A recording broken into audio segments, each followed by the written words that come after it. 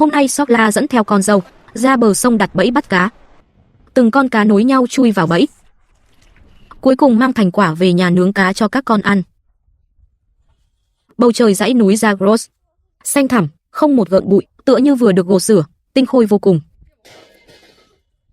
Lúc này Sokla cùng các con đang di chuyển vị trí những thanh sắt này, chốc nữa xe tải sẽ tới chở cát dùng cho việc xây nhà, để xe có thể thuận lợi chạy vào.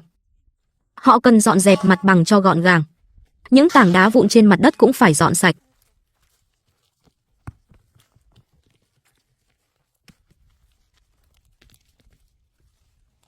Sau một hồi tất bật, khi mặt bằng đã được thu dọn xong, Sokla chuẩn bị nhóm bếp lửa, đun sẵn một ấm trà nóng, để lát nữa tiện mời tài xế. Ấm nước vừa được đặt lên bếp, Sokla đã nghe thấy từ phía xa tiếng động cơ trầm vang vọng lại. Chiếc xe tải chở cát đã tới nơi. Khi xe từ từ tiến vào khu trại, Sokla và các con dọn sạch những tảng đá vụn phía trước, để xe có thể thuận lợi chạy tới khu xây nhà mới phía trước.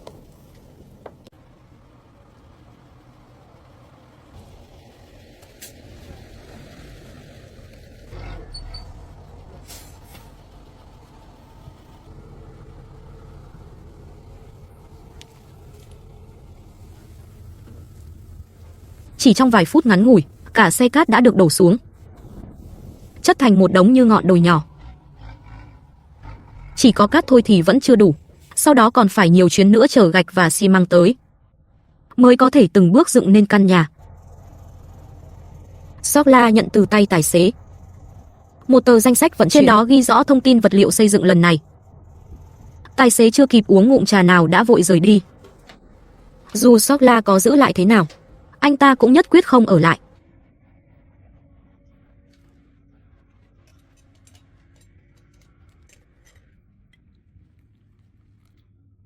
Sokla và các con ngồi xuống, uống một chén trà nóng, để xoa dịu mệt mỏi sau quãng thời gian bận rộn. Zainab và Fatima vẫn đang đi học ở trường, phải đến cuối tuần mới có thể về nhà.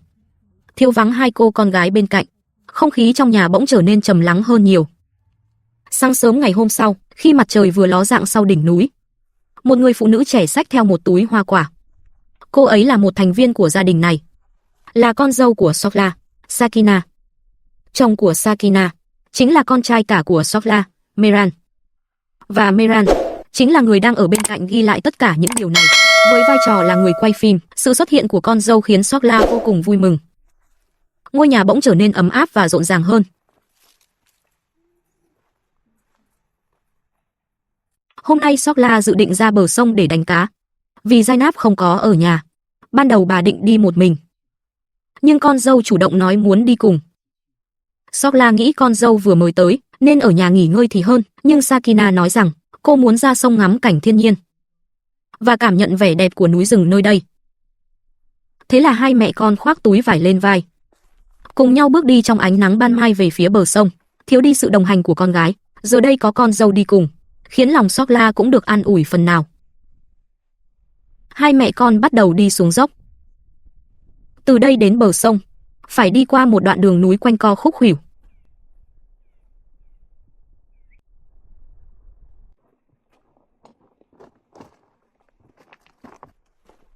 Sakina hiếm khi đi cùng mẹ chồng trên những con đường núi thế này, con đường đầy sỏi đá.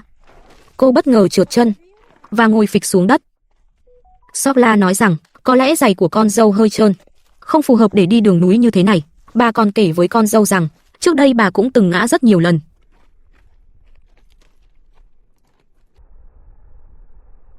Hai mẹ con tiếp tục men theo con đường núi đi xuống, vượt qua hết khúc cua này đến khúc cua khác, cuối cùng cũng đến được bờ sông. Sokla cúi xuống rửa tay trước, rồi rửa mặt, xua tan cái nóng và mệt mỏi trên người.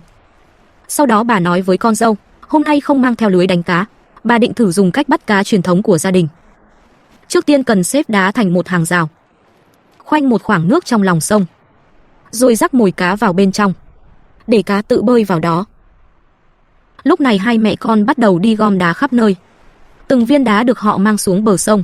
Trong cách đánh cá này, công đoạn tốn sức nhất chính là bước này. Muốn dựng nên một hàng rào vững chắc thì phải chuẩn bị thật nhiều đá. May mắn là hôm nay có Sakina ở bên giúp đỡ. Nếu chỉ một mình Sokla khuân đá, chắc hẳn sẽ mất rất nhiều thời gian. Sau khi gom đủ số đá cần thiết, Sokla và Sakina bắt đầu mang đá xuống lòng sông. Kiên nhẫn sắp xếp từng viên một cách ngay ngắn, từng chút một xây nên bức tường đá.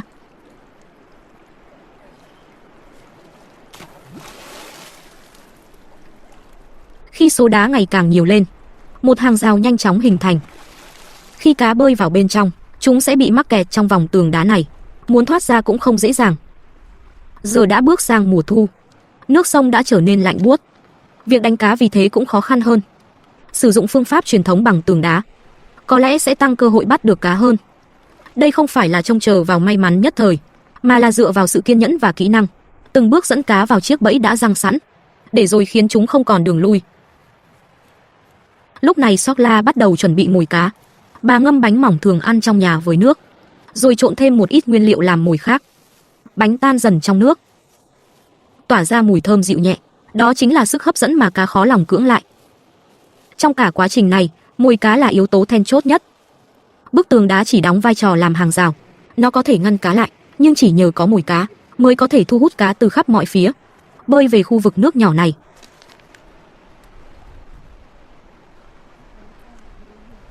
Sokla rắc mồi cá vào bên trong hàng rào đá. Dòng nước cuốn theo mồi cá chậm rãi lan tỏa ra xung quanh. Khi cá ngửi thấy mùi hương này, chúng sẽ lần theo mùi mà bơi vào. Khứu giác của cá vô cùng nhạy bén, nhạy gấp khoảng 500 lần con người. Chúng có thể cảm nhận rất rõ những chất hòa tan trong nước. Dù chỉ là bánh mì tan ra trong nước, tỏa ra một chút hương thơm rất nhẹ, chúng cũng có thể dễ dàng phát hiện. Sau khi rắc mồi xong, dòng nước sẽ dần cuốn theo những mảnh vụn và mùi hương lan tỏa ra xung quanh. Tiếp theo không cần phải làm gì nữa, chỉ có thể kiên nhẫn chờ đợi. Lúc này Sokla chuẩn bị đi nhặt một ít củi khô để đun nước pha trà, lặng lẽ chờ cá từng bước ra vào bẫy.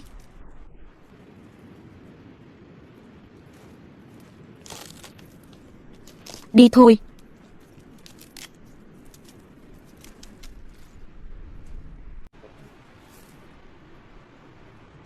Con dâu đặt ấm nước lên bếp lửa, nhưng không may bị ngọn lửa bùng lên, liếm trúng mu bàn tay, khiến cô theo phản xạ rụt tay lại. Ngọn lửa chỉ lướt qua một chút, tuy không nghiêm trọng, nhưng cũng đau rát khó chịu.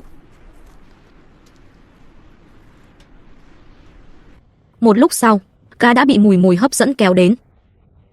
Từng con một bơi vào trong hàng rào đá. Lúc này cá vào trong tìm thức ăn, hoàn toàn không muốn rời đi. Đến khi thu bẫy, cá mới định bỏ chạy, nhưng đã quá muộn. Trà đã được pha xong. Sokla và con dâu ngồi xuống uống một tách trà nóng, thư giãn đôi chút.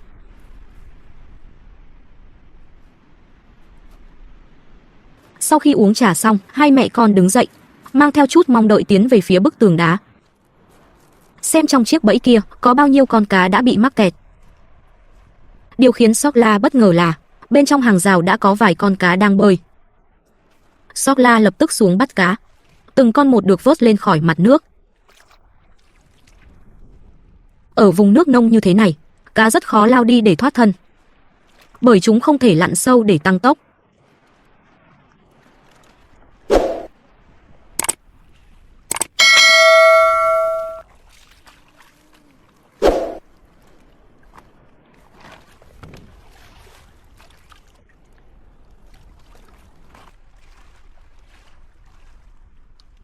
Chẳng mấy chốc Sokla đã bắt được 5 con cá.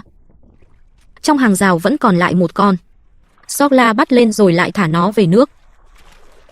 Con cá này không bơi theo hướng lối ra để trốn thoát, mà lại tiếp tục bơi sâu hơn vào trong hàng rào đá.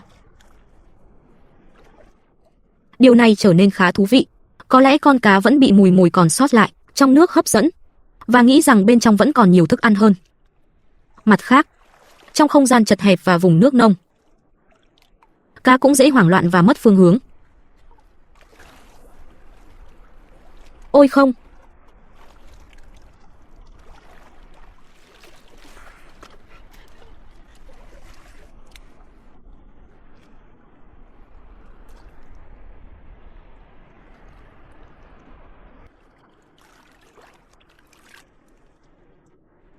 Sokla lại thả thêm 2 con cá về nước.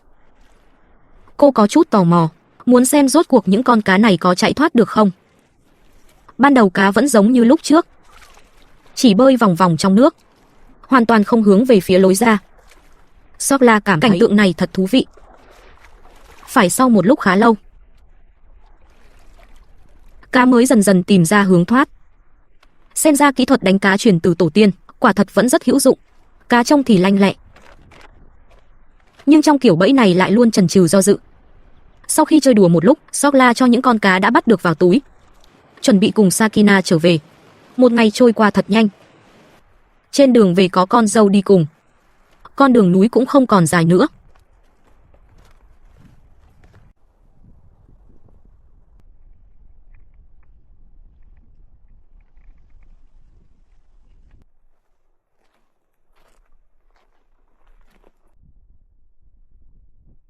Khi mặt trời dần lặn xuống, giữa ranh giới ngày và đêm, hai mẹ con cuối cùng cũng về đến nhà.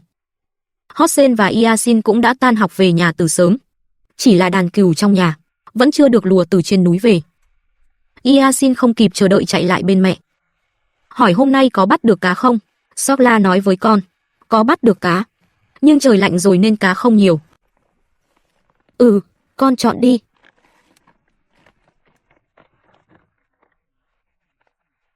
Tổng cộng có 6 con cá, cho Yasin chọn một con, để tối nay làm bữa tối. Yasin chọn đại một con cá, con nào cũng gần như bằng nhau.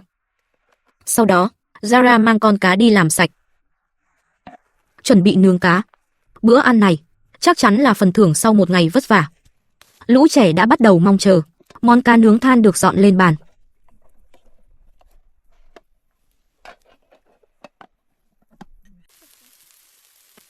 Khi màn đêm dần buông xuống, thịt cá dưới lửa than hồng tỏa ra mùi hương đậm đà quyến rũ. Tối nay, con dâu Sakina sẽ ở lại đây qua đêm. Nếu cô ấy có thể tiếp tục ở lại nơi này, không chỉ có thể phụ giúp việc nhà và lao động, mà còn có thể bù đắp khoảng trống mà Zainab để lại sau khi rời nhà đi học. Có lẽ Sakina sẽ trở thành một trợ thủ đắc lực mới, để những ngày tháng của Sokla giữa núi rừng này có thêm một phần an ủi và chỗ dựa.